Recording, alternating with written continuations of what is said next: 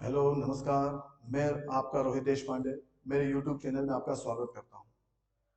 कल जैसे कि हमने अनकंडीशनल स्टेटमेंट के बारे में पढ़ा, उसकी डेफिनेशन पढ़ी, उसकी स्टेजेस पढ़ी और उसके टाइप्स पढ़े। उसी में हमने पढ़ा आपका एंट्री कंट्रोल लूप कि एंट्री कंट्रोल लूप क्या होते हैं, उसकी डेफिनेशन क्या होती है और उसके टाइप्स क्या होते हैं। और उसी सीक्वेंस में हमने पढ़ा व्हाइल स्टेटमेंट। जैसा कि आप जानते हैं कि दूसरा जो पार्ट होता है वो होता है उसका फॉर लूप। तो जब हम फॉर लूप के बारे में पढ़ते हैं,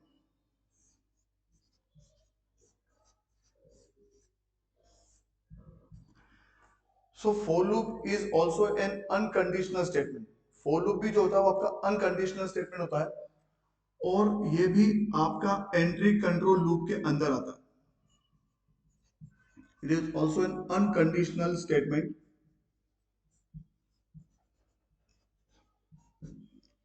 comes under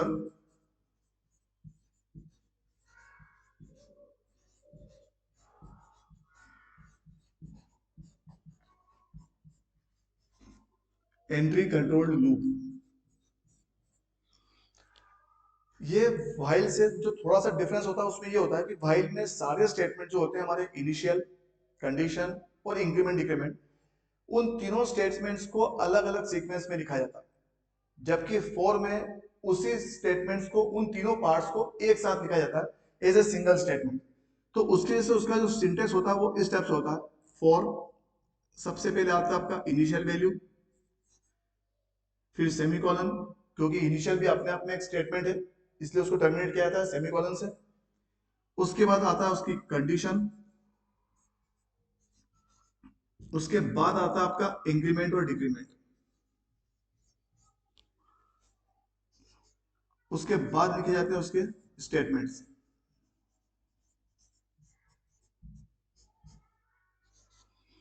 तो ये सिंटेक्स होता है हमारा फोर का। जबकि व्हाइल में क्या था, सबसे पहले इनिशियल, उसके बाद व्हाइल के अंदर conditions, then statements, then increment and decrement. Yesterday, in detail, we have already studied about the initial value, about the condition, about the increment decrement. So today, how to use this in the programs and how to implement in the for loop, that we will discuss in this session. तो ये हो गया आपका four का syntax. इसमें आपको जो ध्यान रखना है वो ये रखना है कि तीनों के जो पार्ट्स होते हैं, तीनों जो स्टेटमेंट्स होते हैं, वो आपके इसी सीक्वेंस में होंगे। First priority will be given to initial value, second part will be given to condition and third will be given to increment decrement। तो इसी सीक्वेंस में आपको फॉर लूप मेंशन करना है। अब उसका एग्जीक्यूशन किस तरीके से होता है ये अब हम देखते हैं। जैसे कि मैंने फॉर लूप लिखा, for i equal 1, i less than equal to 10, i plus plus. इसमें मैं जावा का स्टेटमेंट लिखता हूं, system dot out dot print L, मैंने लिख दिया यहाँ पे I semicolon bracket close. This is the syntax of Java. यदि आप सी प्लस प्लस पढ़ रहे हैं तो इसकी जगह पे आप सी आउट और आई लिख दीजिए। यदि आप सी लैंग्वेज पढ़ रहे हैं तो आप यूज करेंगे प्रिंट एफ, परसेंटेज डी और I. So these are the three languages which I am telling you about. This is the syntax of Java which is comes under the output statement. This is the output statement of C++ and it is the output statement of C। इसका execution कैसे होगा? सबसे पहले process होगी आपकी initial की। First the initialisation of the value takes place, then second priority होगी आपकी condition check, then it will check the condition, means i less than equal to 10। अगर कंडीशन ट्रू हुई तो ये स्टेटमेंट आपका एग्जीक्यूट होगा। So system dot out of print I, what is the value of I? 1। तो ये output में आपका 1 आया। उसके बाद आपका i प्लस प्लस, ये होगी आपकी थर्ड कंडीशन। तो i की वैल्यू क्या हुई आपकी? इंक्रीज हुई 1 से, तो ये कितनी हो गई आपकी? 2। Again it will check the condition, ये आपकी वापस से फोर्थ प्रायोरिटी होगी, 2 less than 10, again condition true, true हुई वापस ये वैल्यू प्रिंट होगी, तो आई की वैल्यू क्या प्रिंट करेगा वो 2, वापस से रिसाइकल होगा आई प्लस प्लस, तो आई कितना होगा आपका 3, again it will check 3 less than equal to 10, फिर कंडीशन ट्रू हुई, आई की वैल्यू प्रिंट करी उसने कितनी 3, वापस आई प्लस प्लस, आई की वैल्यू हुई 4, 4 लेस देन इक्वल टू 10, वापस कंडीशन ट्रू, आई की वैल्यू 4, ऐसे करते करते आई की वैल्यू कितनी होगी 10, जैसे 10 होगी 10 लेस देन 10 भी प्रिंट हो गई, आई प्लस प्लस, आई की वैल्यू होगी आपकी 11, 11 लेस देन 10, कंडीशन फॉल्स, जैसी फॉल्स होगी जो आपका प्रोग्राम जो आपका स्टेटमेंट है वो लूप के बाहर होगा और कंडीशन टर्मिनेट होगी। तो इस टाइप से जो आपका आउटपुट आएगा वो आएगा आपका 1 to 10। तो इस टाइप से आपके फॉर लूप जो स्टेटमेंट है वो वर्कआउट करता है। इसको कई बार एग्जाम्स में या कई बार क्वेश्चंस में या एमसीक्यू में या आउटपुट्स में या गाइड्स में अलग तरीके से लिखा जाता है, कई बार इस तरीके से भी लिखा जाता है, i equal 1 4 semicolon i less than equal to 10 semicolon i plus plus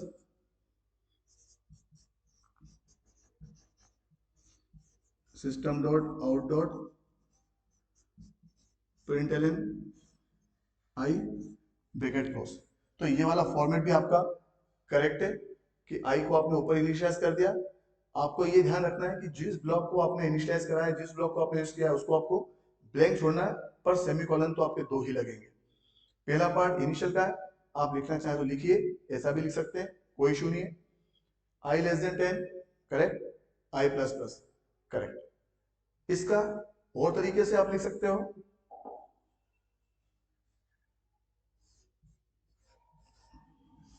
आपने लिख दिया i equal 1 semicolon i less than equal to 10 semicolon छोड़ दो,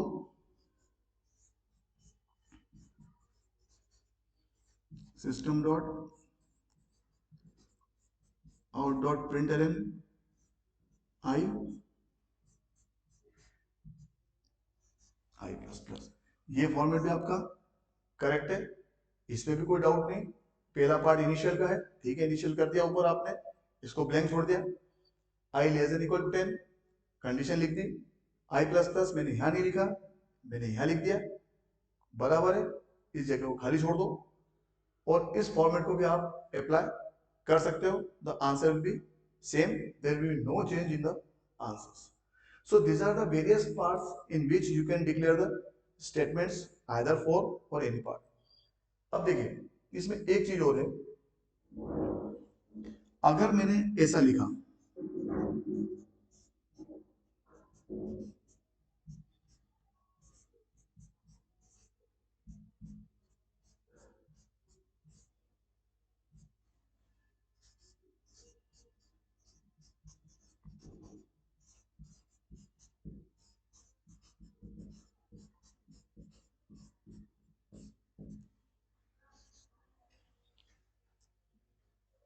तो क्या होगा?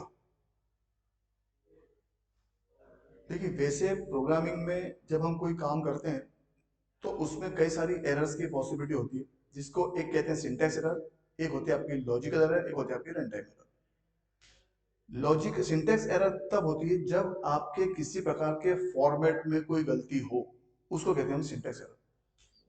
जैसे जैसे कि मैंने लिख दिया 4 i greater than equal to 10 i equal 1 और i प्लस प्लस। अब यहाँ पे मैंने लिखा i greater than equal to 10, तो i greater than equal to 10 का मतलब क्या होगा कि ये जो पार्ट है ये रिजर्व किसके लिए? इनिशियल के लिए। ये पार्ट रिजर्व किसके लिए? कंडीशन के लिए। और ये पार्ट रिजर्व किसके लिए? Increment increment. But what I have done, I have just done the exchange offer. यहाँ पे स्टेटमेंट को मैंने क्या कर दिया? एक्सचेंज कर दिया, i greater than equal to 10 और i equal 1। So this condition will comes under the syntax error। यहाँ पर आपकी syntax error जनरेट होगी। इसलिए आपको जो भी स्टेटमेंट लिखना है उसका फॉर्मेट यही होगा कि first part will be initial, second part will be condition, third part will be increment and decrement. इन चीज को आपको ध्यान रखना है, तो ये आपके सिंटैक्स एरर के अंदर आएगी। सेकंड आती है आपकी लॉजिकल एरर। लॉजिकल एरर का मतलब ये होता है कि जब आप किसी प्रकार का फॉर्मूला अप्लाई करते हो जिसकी वजह से आपका आउटपुट अफेक्ट होता हो, रिजल्ट गलत आता हो, वो आता है आपका लॉजिकल एरर के अंदर। जैसे एक स्टेटमेंट में लिखा 2 + 2 / 2, ये एक लिखा। दूसरा लिखा 2 + 2 / 2, दोनों तरीके से ही है। इसमें क्या होगा, जब इसको सॉल्व करोगे तो इसका आंसर आएगा 3 और इसका आंसर आएगा 2। 3 क्यों आएगा? क्योंकि पहले डिवाइड होगा, 2 / 2, बोर्ड मास रूल मान लो या प्रेसिडेंस रूल मान लो, प्लस और डिवाइड में पहली प्रायोरिटी किसको मिलेगी? डिवाइड को मिलेगी। तो उस केस में 2 / 2 कितना होगा? 1 होगा। 2 + 1 कितना आएगा? 3 आएगा। इसमें पहले ब्रैकेट सोल्व होगा, तो 2 + 2 कितना होगा? 4 होगा। 4 / 2 कितना होगा? 2 होगा। तो एक्सप्रेशन एक जैसे हैं लेकिन आंसर क्या आपके अलग अलग है। इसी टाइप से यदि मैं ऐसा लिखता हूं a = 5, b = 2,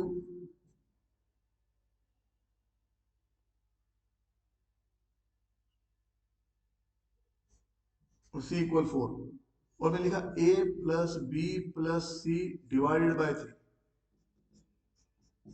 एवरेज निकाला a + b + c / 3, तो यहां पे क्या होगा? सबसे पहले यहां पे होगा c / 3, तो c / 3 मतलब 4 / 3। अब आप लोग जानते हैं कि integer divide by integer always the answer will B integer. तो 4 / 3 क्या होगा? नॉर्मली मैथ्स के हिसाब से 1 पॉइंट समथिंग होगा, लेकिन लैंग्वेज में यदि आपने इंटीजर डिफाइन किया है तो ये डिफाइन क्या करेगा? 1। वो ऐड होगा किसमें? a + b में। तो 5 + 2 7 + 1 8, तो यहाँ पे आंसर आएगा आपका 8। एक बार एक्सप्लेन कर देता हूँ। a की वैल्यू 5 लिया, b की वैल्यू 2 लिया और c की वैल्यू 4 ली। आपने लिखा a + b + c / 3। अब डिवाइड बाय 3 में क्या होगा? पहले वो डिवाइड करेगा, तो डिवाइड में क्या होगा? 4 / 3, integer divide by integer, answer will be in integer. तो 4 / 3 1 पॉइंट समथिंग, इंटीजर में 1 हो गया। वो 1 ऐड होगा आपका 2 में, तो 3 + 5 8। उस क्लास में आपका आंसर क्या आएगा?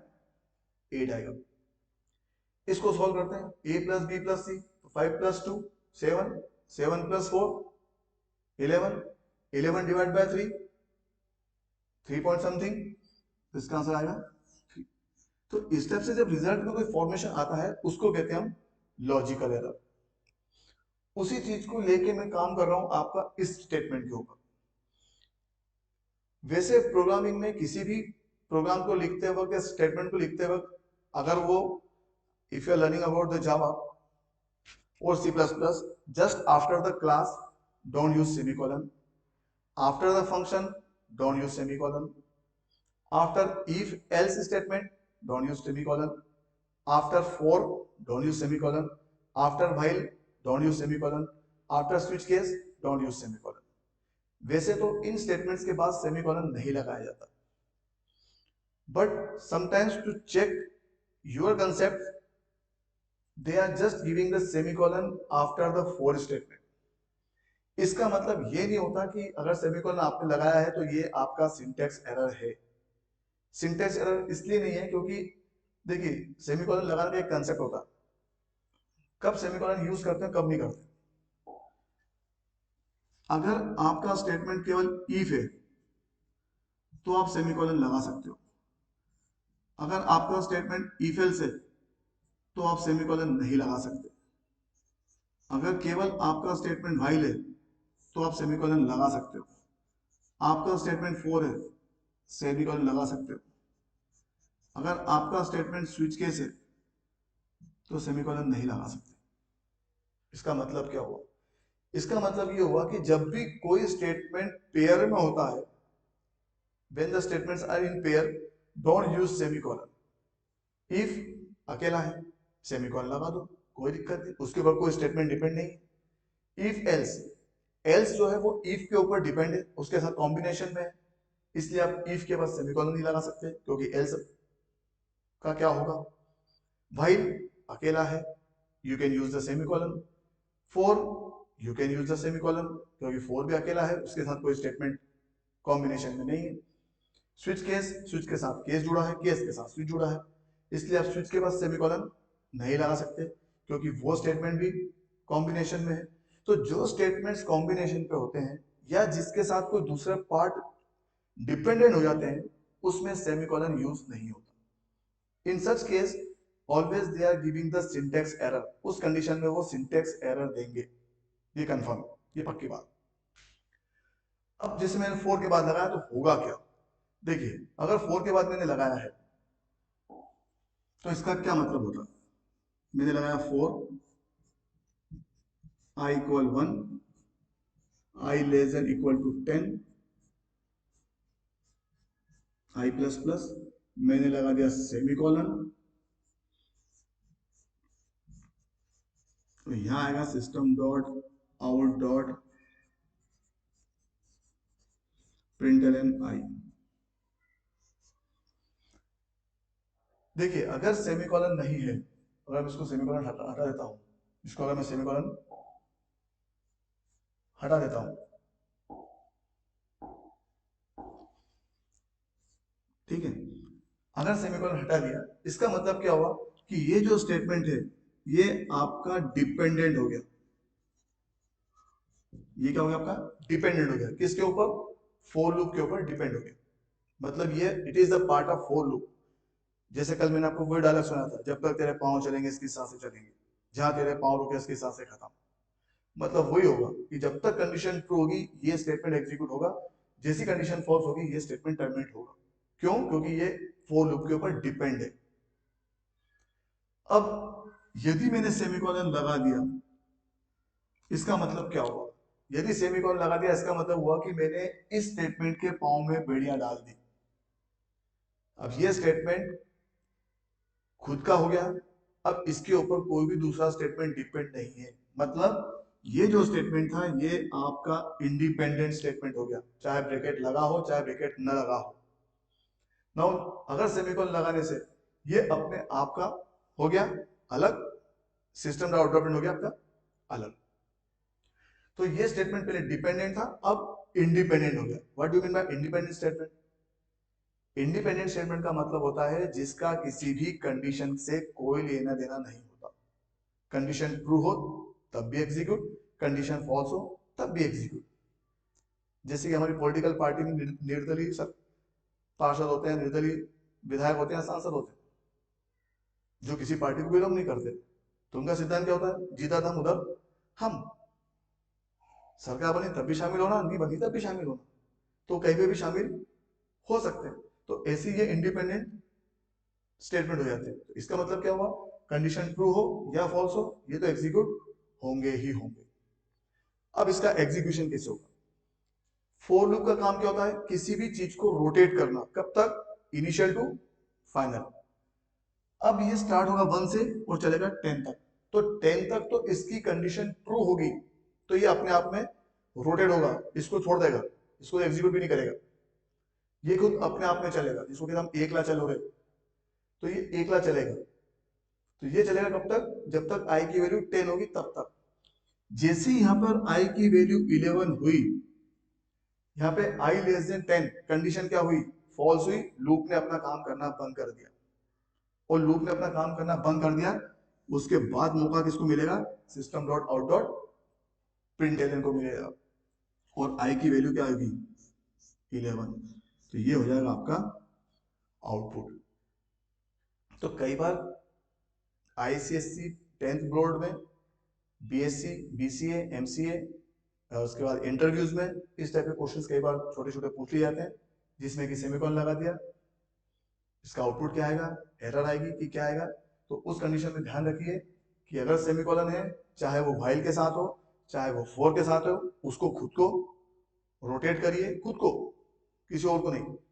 यदि उससे फ्री हुए तब नीचे वाले स्टेटमेंट पे आइए और उसको एग्जीक्यूट कीजिए। तो ये एक कंडीशन होती है सेमीकोलन लगाने की। तो इस कंडीशन में इसका आउटपुट क्या आएगा 11, ठीक।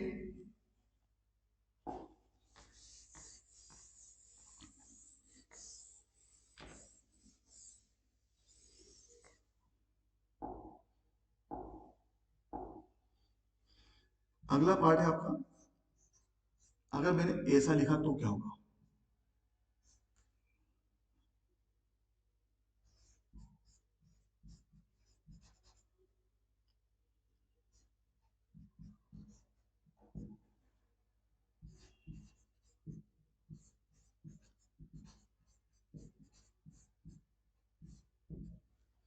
ऐसा लिखा तो क्या होगा। ऐसे लिखने में आई की वैल्यू 1 है। अब ना इनिशियल ठीक है, मैंने ऊपर डिफाइन कर दिया, कंडीशन है ही नहीं, इंक्रीमेंट इंक्रीमेंट है ही नहीं। उस कंडीशन में क्या होगा, आप सोचेंगे कि सिंटेक्स एरर है जब कुछ भी नहीं लिखा तो। अगर आप तीनों ब्लॉक को खाली भी छोड़ देंगे तब भी सिंटेक्स एरर नहीं आएगी, ये क्लियर है। तो अब होगा क्या, होगा ये जो प्रोग्राम है इसमें अगर कंडीशन नहीं है तो उस कंडीशन में बाय डिफॉल्ट जो कंडीशन का रिजल्ट होगा वो होगा आपका ट्रू बाय डिफॉल्ट। इसका मतलब ये होता है कि ये स्टेटमेंट जो है ये बाय डिफॉल्ट ट्रू स्टेटमेंट को लेगा। और फिर वही कल वाली बात, जब तक तेरे पाँव चलेंगे इसकी सांसें चलेंगी, जहां तेरे पाँव रुके इसकी सांसें खत्म। तो इसका मतलब क्या हुआ कि पूरी की पूरी कंडीशन हमेशा क्या रहेगी, ट्रू रहेगी। और ये प्रोग्राम क्या होगा आपका, लगातार एग्जीक्यूट होता जाएगा, एग्जीक्यूट होता जाएगा। मतलब आपका जो फोर स्टेटमेंट है वो अपने आप में चलता रहेगा, इसका तो नंबर ही नहीं आएगा। ऐसी कंडीशन में जो प्रोग्राम है आपका वो इनफाइनाइट हो जाएगा। और इस प्रकार की कंडीशन को कहते हैं हमेशा रन टाइम एरर। ये आपकी रन टाइम एरर को जनरेट करेगा। अगर आपने इसके में कोई स्टेटमेंट लिखा, भले आपने आई इक्वल 1 लिख दिया, अब आप मत सोचिए कि आई की वैल्यू 1 आएगी, नहीं आएगी, क्योंकि वो लूप से बाहर होगा ही नहीं, वो लूप अपने आप को चलाता रहेगा। तो प्रोग्राम क्या होगा आपका, इनफाइनाइट चलेगा। मतलब क्या होगा, one one one one one one one one one infinite. तो ये वन वन वन वन ही चलता रहेगा, क्योंकि आई की वैल्यू 1 है, प्रिंट क्या कर रहे हो, 1 कर रहे हो, तो ये स्टेटमेंट क्या हो गया, इसके साथ डिपेंड हो गया। देखिए कई बार क्वेश्चंस में कंफ्यूजन होता है स्टूडेंट्स को कि ब्रैकेट कब लगाया जाए और ब्रैकेट कब नहीं लगाया जाए। इसको भी मैं क्लियर कर देना चाहता हूँ कि ब्रैकेट कब लगाते हैं, ब्रैकेट कब नहीं लगाते हैं यार। लगा तो क्या होगा, नहीं लगा तो क्या होगा। जैसे कि कहा जाता है कि हर इंसान की एक गलती माफ होती है, वही कंसेप्ट आपका यहाँ पर होता है। अगर किसी स्टेटमेंट के बाद, I am talking about the conditional and unconditional statement, specially if else, while and for, इन चार की बात कर रहा हूं। तो यदि उस स्टेटमेंट में यदि ब्रैकेट नहीं लिखा तो केवल एक स्टेटमेंट उसका पार्ट होगा, बाकी जो है वो इंडिपेंडेंट हो जाएंगे। व्हाट डज इट मीन, इसका मतलब क्या होता है। देखिए इस फोर के बाद मैंने कोई ब्रैकेट नहीं लगाया, इसका मतलब क्या होगा, इसका मतलब ये होगा कि ये जो system dot out dot println है, ये एक लौता स्टेटमेंट है, एक ही स्टेटमेंट है, तो वो इसका पार्ट हो गया। अब मैं इस स्टेटमेंट को ऐसा लिखूं या बिना ब्रैकेट के लिखूं, बात बराबर है। तो एक स्टेटमेंट आप किसी भी कंडीशनल और अनकंडीशनल स्टेटमेंट के बाद विदाउट ब्रैकेट लिख सकते हो। उससे ज्यादा यदि आपने लिखे तो एक स्टेटमेंट डिपेंडेंट होगा, बाकी के इंडिपेंडेंट होंगे। I will explain you with one example. जैसे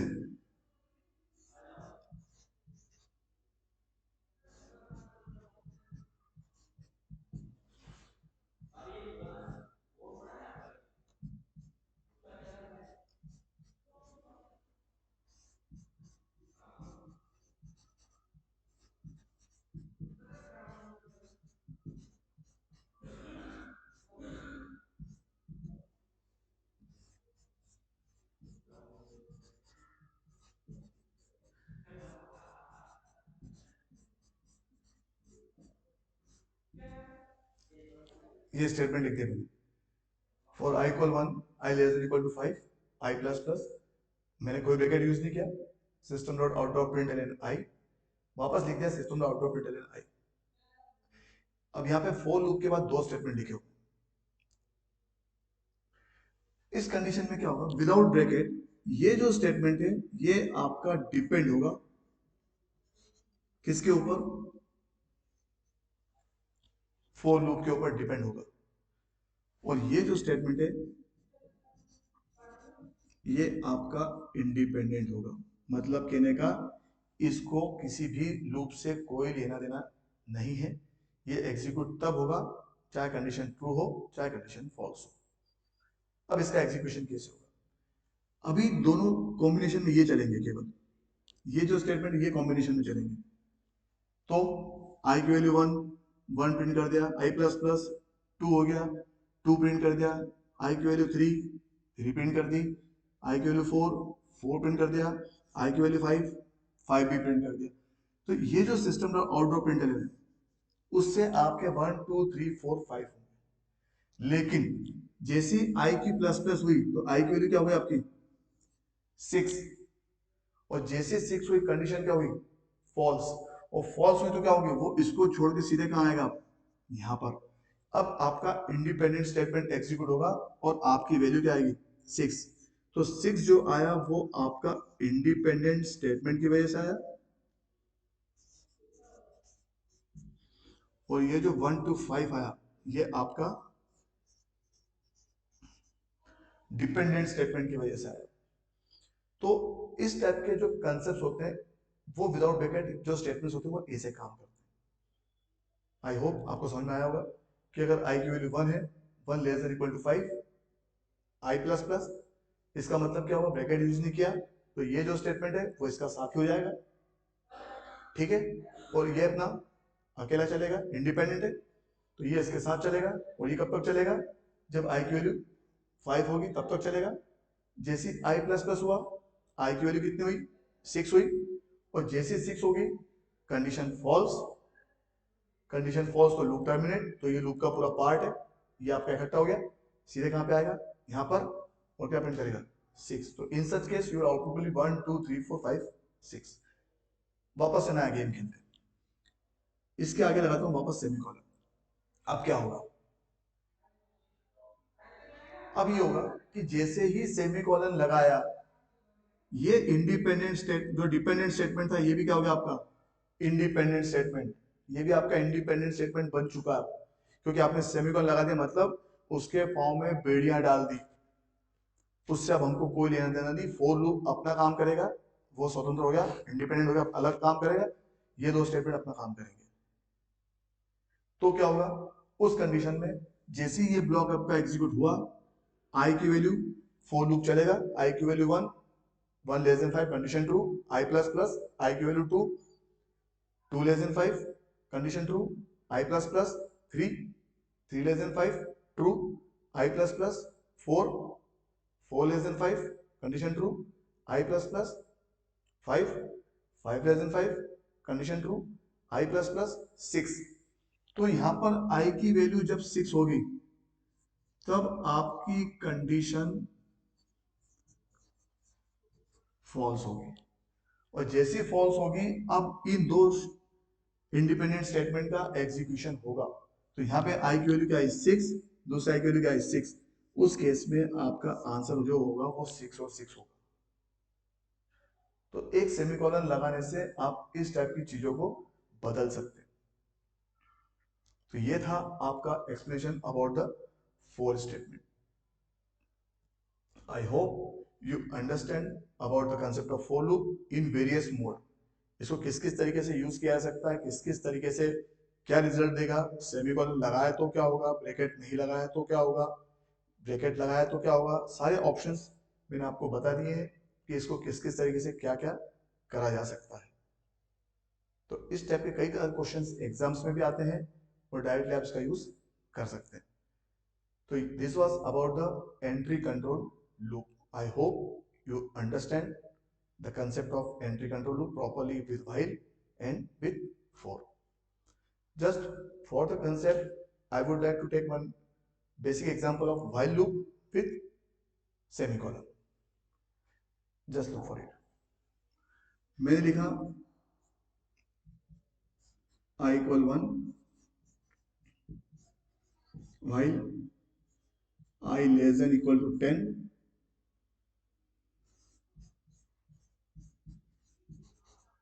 system dot out dot println I I plus plus. चलिए उसके नीचे एक बार लिख देता हूँ।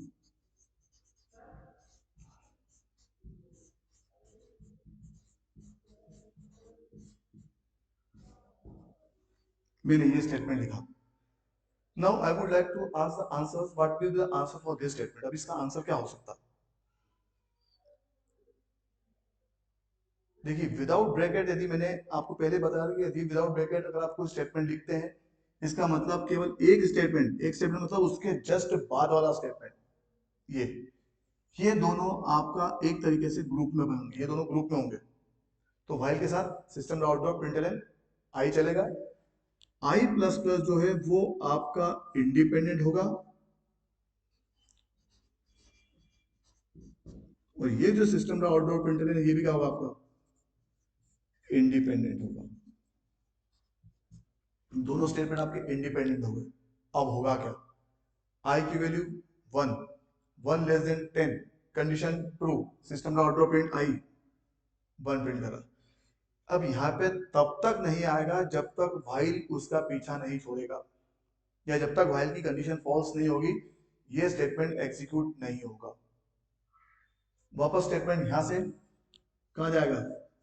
व्हाइल के पास। तो आई की वैल्यू क्या है? 1, वापस 1 लेस देन इक्वल टू 10, फिर कंडीशन ट्रू, आई की वैल्यू 1, वापस आई की वैल्यू 1, वापस 1 लेस देन 10, कंडीशन ट्रू, आई की वैल्यू 1, वापस।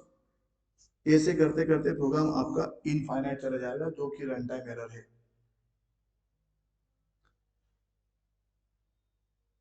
ठीक है, आई प्लस प्लस पे नहीं आएगा।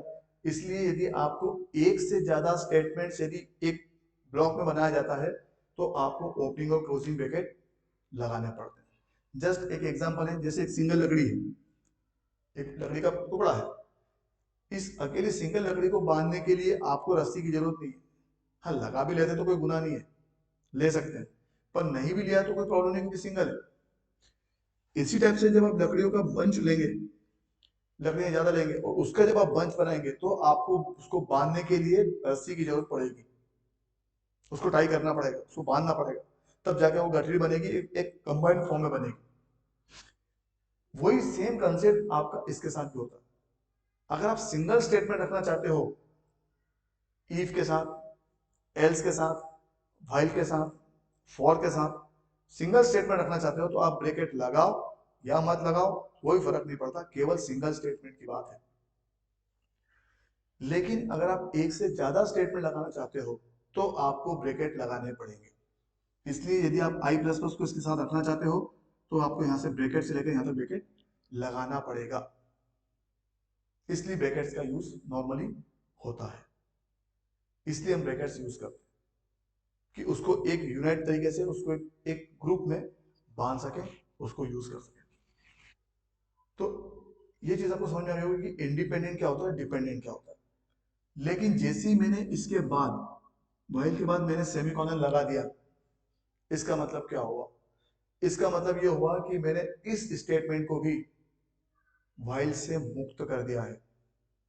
मींस दिस स्टेटमेंट जो डिपेंडेंट था एक समय में, वो स्टेटमेंट अब इंडिपेंडेंट हो गया।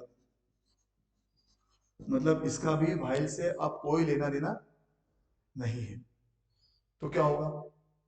आई equal 1, 1 less than 10, condition true. अब व्हाइल अपने आप में चलेगा। अब उसके साथ कोई system dot output println statement तो है नहीं, कोई आउटपुट स्टेटमेंट तो है नहीं, तो वो आउटपुट कुछ देगा भी नहीं। तो क्या करेगा भाई? अपने आप में रोटेट होगा, I equal 1, I equal 1, I equal 1, I equal 1, I equal 1। जैसे कल मैंने आपको एग्जांपल दिया था मार्च पास का, कि एक जगह खड़े हो जाओ और उसी जगह पे स्टेपिंग करो और आप सोचो कि वहां तक पहुंच जाओ, नहीं पहुंच सकते, क्योंकि आपको उसके लिए आपको वैल्यू को इंक्रीज करना पड़ेगा, पर आप यहाँ पे नहीं कर रहे। तो सेमीकोलन लगाने से उसके बाद वाला स्टेटमेंट भी क्या हो गया?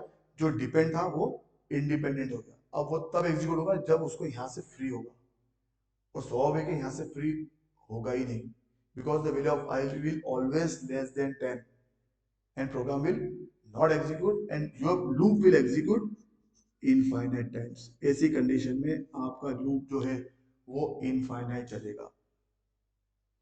तो सेमीकोलन लगाने का परिणाम ये होता है कि या तो प्रोग्राम लॉजिकल एरर देगा या प्रोग्राम आपका रन टाइम एरर देगा। इसलिए प्रोग्रामिंग में नॉर्मली इसको यूज नहीं किया जाता, केवल to identify the conceptual method, to clear the conceptual method, to find out the output, to properly work out on the output, इसको इतने डिटेल में पढ़ाया जाता है।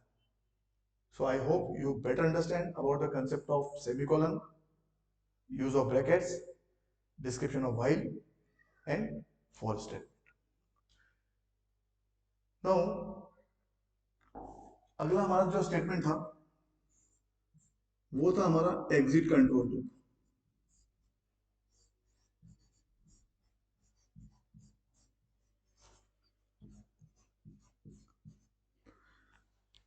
Yesterday we have discussed about the concept of exit control.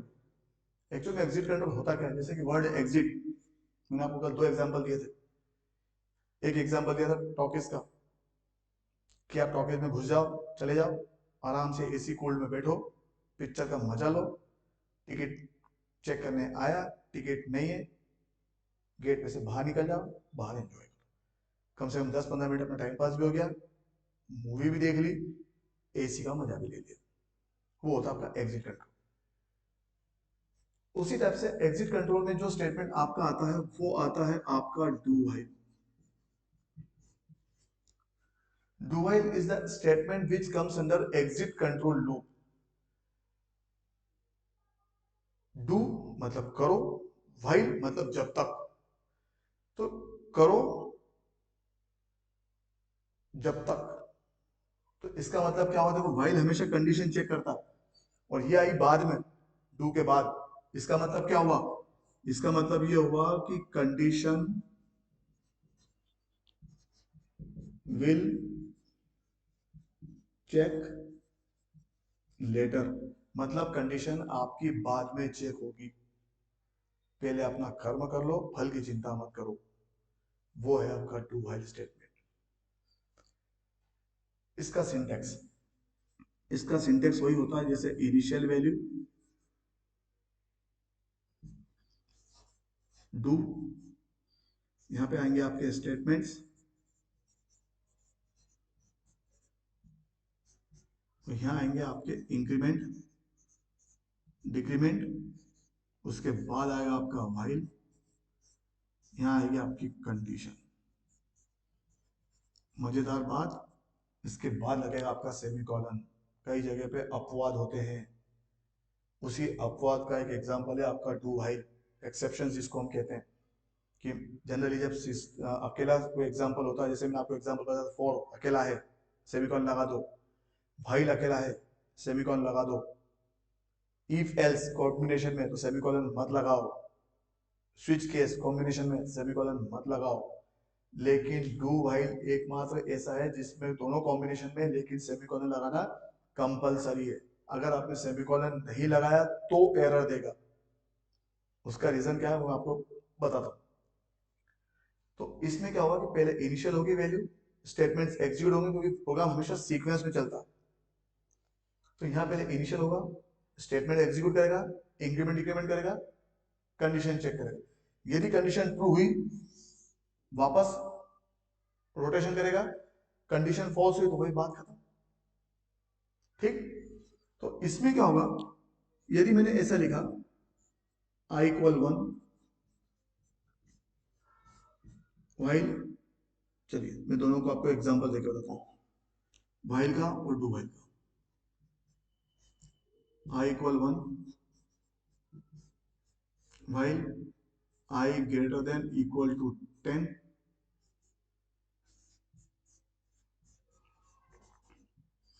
System dot out dot println i plus plus bracket, ये होगा आपका भाई। इसी का भाई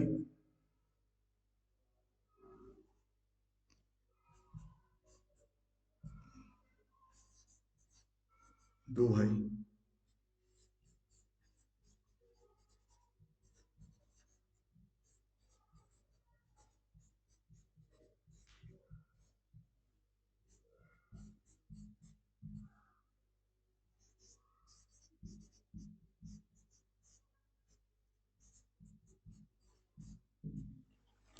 ये दो स्टेटमेंट आपके सामने, व्हाइल और डू व्हाइल का। व्हाइल कैसे काम करेगा?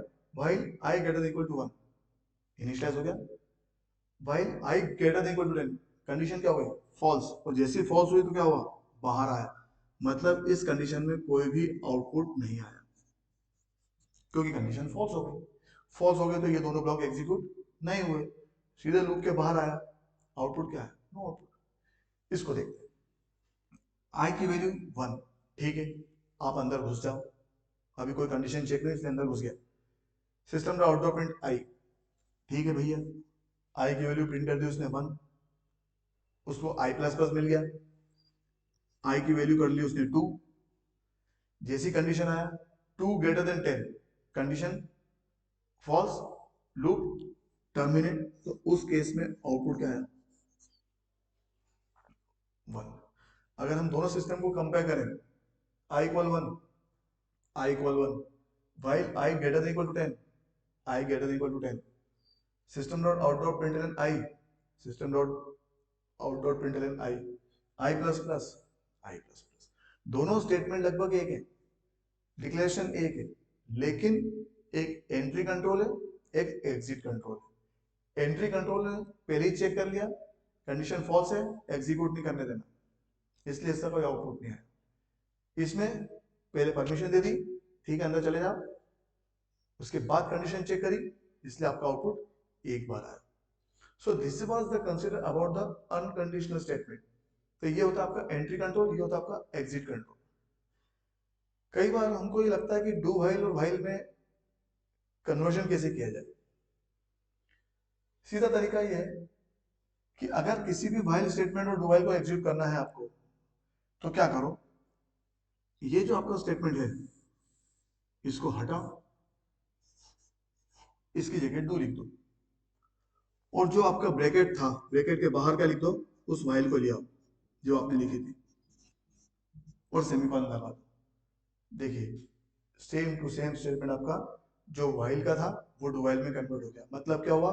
एक्सचेंज ऑफर, व्हाइल की जगह क्या लिखाओ? डू लिख दो, और जहां पे व्हाइल का ब्रैकेट क्लोज किया था उसके बाद क्या लगा दो? व्हाइल लाके सेमीकोलन लगा दो। Clear? So this concept while statement will convert into do while. So if you have any questions in the exams regarding to convert while to do while or do while to while, easily you can do by this method. मैं आपको जो explain करने वाला था एक चीज और जो अपन डिस्कस कर रहे थे कि while के बाद सेमीकोलन क्यों लगता है do के साथ, उसका एक रीजन है। उसका रीजन ये है कि while स्टेटमेंट जो है वो एक तरीके से दोगला स्टेटमेंट है। दोगला मतलब while अकेला भी चलता है और डू के साथ भी चलता है। तो जैसे कि मैंने आपको बताया था कि यदि किसी स्टेटमेंट के बाद सेमीकोलन नहीं लगाया जाता या बिना ब्रैकेट के काम किया जाता है, तो इसका मतलब क्या होता है? उसका मतलब होता है कि वो स्टेटमेंट आपका इंडिपेंडेंट हो गया। Just I will give an example. देखिए अगर मैंने ऐसा लिखा आई इक्वल 1 डू,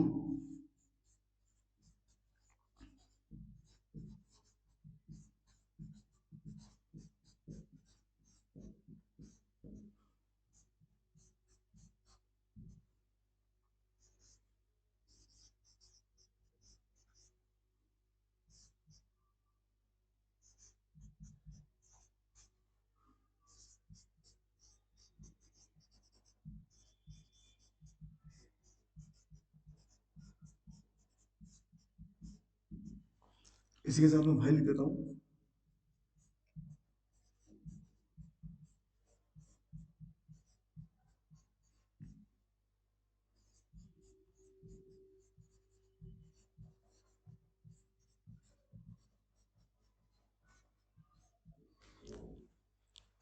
अगर अपन इस एग्जांपल को देखें, इसमें मैंने ब्रैकेट यूज नहीं किया, इसका मतलब क्या होगा कि ये जो सिस्टम का आउट ऑफ प्रिंटलन आई है वो आपके व्हाइल का पार्ट है, व्हाइल के साथ में चलता है। मैंने आपको जैसे बताया था कि बिना ब्रैकेट एक स्टेटमेंट उसका पार्ट हो जाता है, इसलिए यहाँ पे ब्रैकेट यूज नहीं किया, तो ये स्टेटमेंट क्या हो गया? व्हाइल का एक पार्ट हो गया जो व्हाइल के साथ चलेगा। यदि उस ब्लॉक को अपन यहाँ पे भी देखें, इसको छोड़ दें, इसको भी देखें, तो इसका मतलब क्या हुआ कि ये जो स्टेटमेंट है वो व्हाइल का पार्ट हो गया।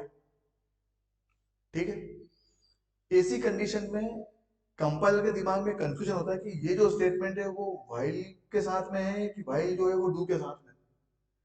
तो उसके लिए आपको उसको बताना पड़ता है कि नहीं भैया इसके भरोसे मत बैठ, ये जो व्हाइल है ये डू का पार्ट है, इसलिए यहाँ पर सेमीकोलन लगा दिया जाता है ताकि इसकी बात यहीं पर खत्म हो जाए और ये अपने भरोसे पे रहे कि मैं अकेला हूं, मुझे व्हाइल का साथ नहीं देना।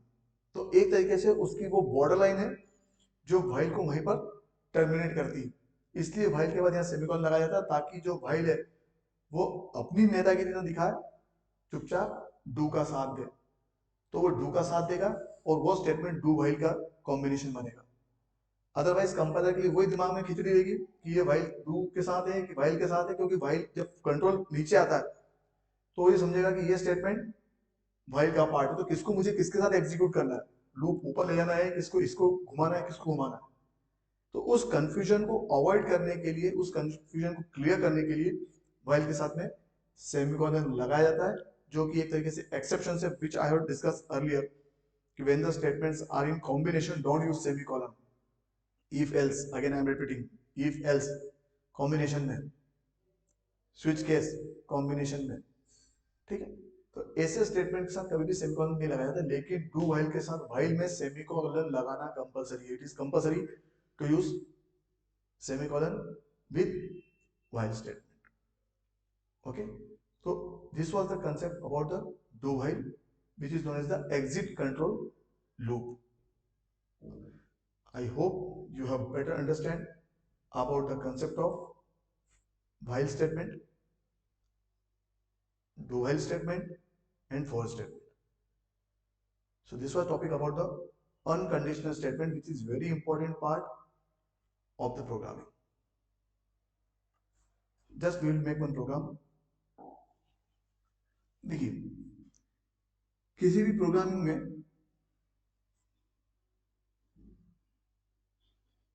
suppose I want to find the factorial.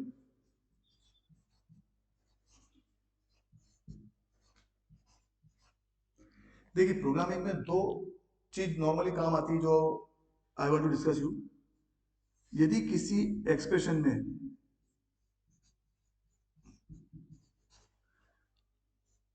Multiply हो रहा है, किसी प्रोसेस में मल्टीप्लाई हो रहा है, तो define any variable as one. जैसे factorial 5 into 4 into 3 into 2 into 1, तो यहाँ पे वैल्यू का क्या हो रहा है, मल्टीप्लाई हो रहा है। तो जब भी किसी प्रोसेस में या किसी एक्सप्रेशन में या किसी प्रोग्राम में आपको ऐसा लगता है कि वैल्यू का मल्टीप्लीकेशन हो रहा है आगे वाली वैल्यू में, उस समय किसी भी वेरिएबल को, you can take any variable, choice is yours, as one, उसको हमेशा वन डिफाइन किया जाता है। ऐसा क्यों? ऐसा इसलिए कि जब हम कोई वैल्यू लेते हैं, यदि उसमें हमने वन का मल्टीप्लाई करा तो वो वैल्यू आपकी अनचेंज होती है, it remain unchanged. That is why during the multiplication always we are taking any variable as one.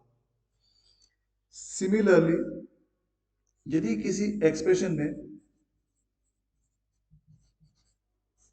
Plus हो रहा है, जैसे 1 प्लस 2 प्लस 3 प्लस 4 प्लस 5 हो रहा है, उस केस में डिफाइन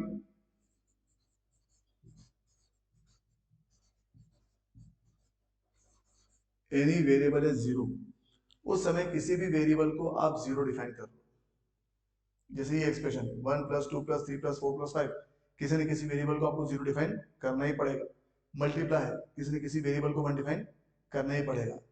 वो इसलिए करना पड़ेगा कि जब हम किसी एक्सप्रेशन को सॉल्व करते हैं तो उस एक्सप्रेशन पे एट ए टाइम नॉर्मली हम एक ही वैल्यू को एक्सेस करते हैं और उस वैल्यू को कंबाइन करके एक नई वैल्यू बनाते हैं और उसको लेके आगे बढ़ते हैं। जैसे 5, तो मैंने कहते हैं 5 इंटू 1 5, तो मैंने ये नई वैल्यू बना ली। अब उधर से भी एक वैल्यू आएगी 4, तो 5 इंटू 4 20, अब ये 20 मेरी एक वैल्यू बन गई। फिर उधर से आएगा 3, तो 20 इंटू 3 60, ये एक वैल्यू बन गई। फिर यहाँ पे आएगा 2, तो 60 इंटू 2 120। तो ऐसे करके एक एक वैल्यू को मल्टीप्लाई करके एक वैल्यू बनाते हैं, फिर उधर से एक वैल्यू आती है, फिर दोनों कॉम्बिनेशन करती है, इसलिए मल्टीप्लाई हमेशा 1 से किया जाता है। इसी टाइप से जब प्लस करेंगे तो सबसे पहले स्टार्ट करेंगे 0 + 1, मैंने ए की वैल्यू ली 1, उसको 0, नो मीनिंग, इन दोनों का कॉम्बिनेशन क्या बना 1। अब उधर से आएगा 2, तो 1 + 2 क्या हुआ 3, फिर इधर से आएगा एक वैल्यू 3, तो 3 + 3 6, फिर इधर से आएगा 4, 6 + 4 10, फिर इधर से आएगा 5, 10 + 5 15। तो यहाँ स्टार्ट किया मैंने किससे 0 से। तो इसलिए यहाँ पर हमेशा जब हम एडिशन करते हैं तो 0 डिफाइन करते हैं, जब मल्टीप्लाई करते हैं तो 1 डिफाइन करते हैं।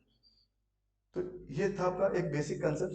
Now we will go for the factorial program. देखिए फैक्टोरियल का मतलब क्या होता है,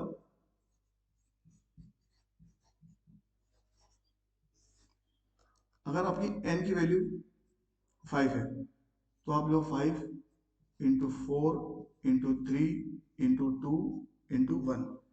मतलब क्या हो गया कि आपकी वैल्यू n से स्टार्ट हुई है, वो कहां तक जा रही है 1 तक जा रही है।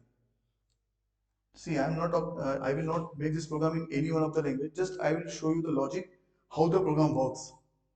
Then later we can convert either in C, C++ or Java. तो हमने n की वैल्यू एज्यूम कर ली कि 5 है, तो इसका मतलब क्या हुआ n = 5।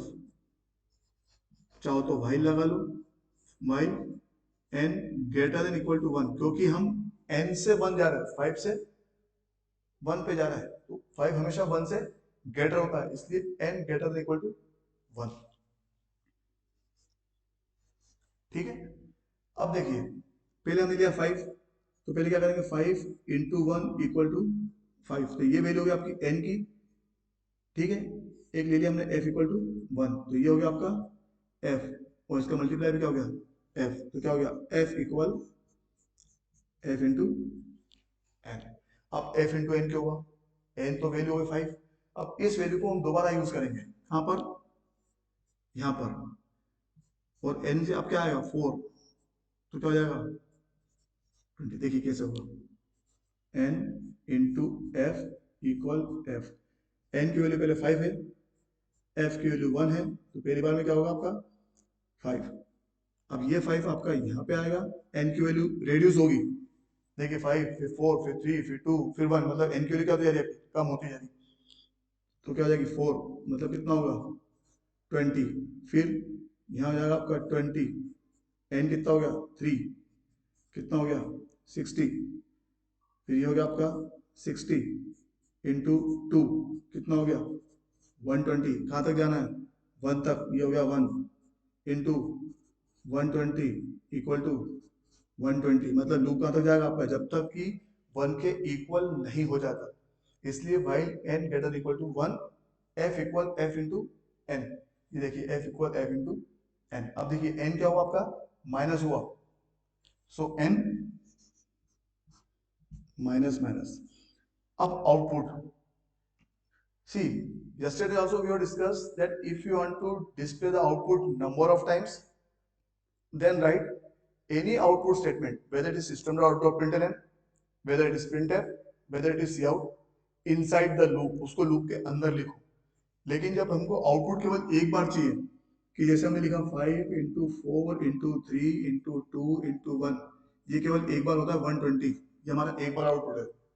तो यदि आउटपुट एक बार है तो उसको लूप के बाहर लिखो, तो लूप के बाहर मतलब I am using Java syntax system.out.println f, क्योंकि फाइनली देखो किसकी आई है f की आई है, तो system.out.println f। ठीक, just we will take one example execution for this program, n है और f है। सपोज n की वैल्यू मैंने ले ली 4, just we will see the execution of this program. n की वैल्यू ले ली 4, 4 > 1, 4 > condition true, f = f × n, f कितना है ऑलरेडी 1, तो कितना जाएगा 1 × 4, ये हो गया आपका 4, क्योंकि वैल्यू किस में गई f में गई, n माइनस माइनस, तो n कितना हुआ आपका, n कितना हुआ माइनस माइनस, तो n कितना हुआ 3, वापस लूप ऊपर गया, 3 greater than equal to 1, फिर condition true, f equal f into N, f कितना है 4 इंटू 3 कितना हुआ 12, n माइनस माइनस 2, वापस लूप ऊपर गया, 2 greater than equal to 1, फिर condition true, f equal f into n, मतलब कितना हुआ 12 इंटू 2 24, फिर n माइनस माइनस 1, अभी भी ग्रेटर देन इक्वल टू 1 है, फिर condition true, 24 into 1 24, n minus minus 0, फिर लूप ऊपर चला, 0 greater than equal to 1, condition हो गई फॉल्स, जैसे फॉल्स हुआ लूप टर्मिनेट हुआ, कहाँ पे आया system dot dot print F, F की वैल्यू क्या है 24। तो इस स्टेप से किसी भी प्रोग्राम का जो लूप है वो इस स्टेप से एग्जीक्यूट करता है, इस स्टेप से वर्कआउट करता है। I hope you have better understand the concept of unconditional statement. If you like my video, please share the video, like my videos, subscribe the videos, and please write the comments in the comment box. I hope you have enjoyed the session of unconditional statement. In the next lecture, it is very important, we will discuss about the new concept that I will discuss tomorrow with a proper example as I have discussed unconditional statement.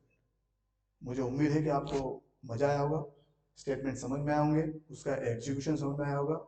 Please like and share and give the comments on this videos. Thank you, जय हिंद।